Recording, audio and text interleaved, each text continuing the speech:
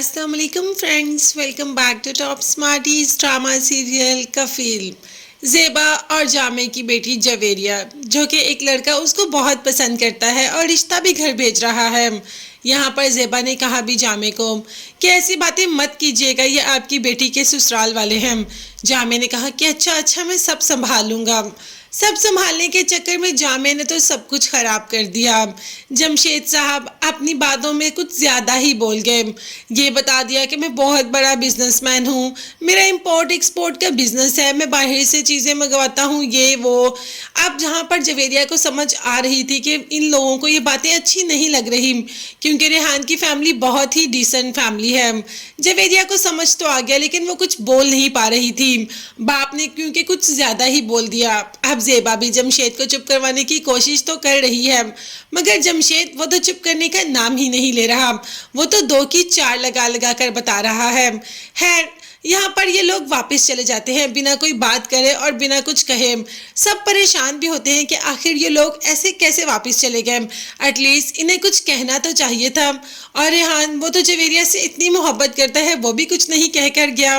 दानीन, जो कि यहाँ पर ही आई होती है, जैसे ही उसे पता चलता है कि जवेरिया को देखने लड़के वाले आ रहे हैं, तो वो फौरन से पहले इधर आ जाती है, क्योंकि वो जवेरिया को रेडी भी करेगी और काफ़ी सामान भी साथ लेकर आती है। जब रिश्ते वाले चले जाते हैं तो दानीन भी कहती है कि भाई उन्हें कोई जवाब तो देकर जाना चाहिए था, ऐसे वो लोग कैसे जा सकते हैं, हमने कितनी मेहनत की, कितना एहतमाम किया और उन्होंने हमें कोई भी जवाब नहीं दिया। जिस पर ज़ेबा ने कहा कि बेटा, ऐसे जवाब इतनी आसानी से थोड़े दिए जाते हैं, वो घर जाकर सोचेंगे, एक दूसरे से मशवरा करेंगे तो फिर ही जवाब देंगे ना।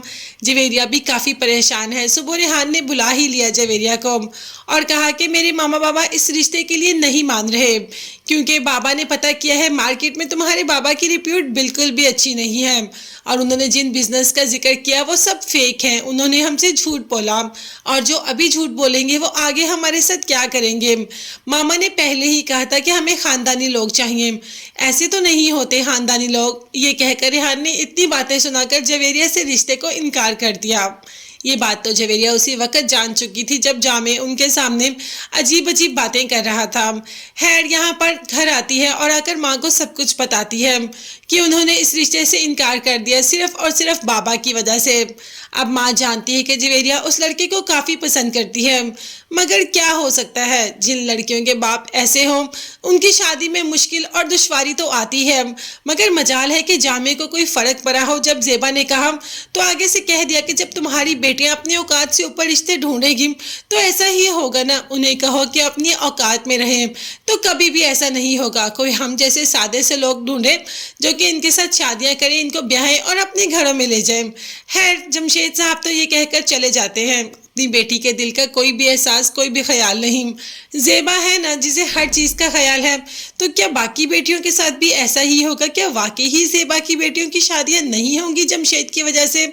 उसने तो सारी ज़िंदगी जमशेद के साथ इसलिए गुजारी कि उसकी बेटियों का मुस्तकबिल महफूज रहे। कोई बेटियों को ये ना कह सके कि बाप के बगैर पाली हुई लड़कियों से शादी नहीं करेंगे। यहाँ पर तो उल्टा ही हो गया। देखते हैं आने वाली एपिसोड में और क्या क्या देखने को सुनने को मिलेगा।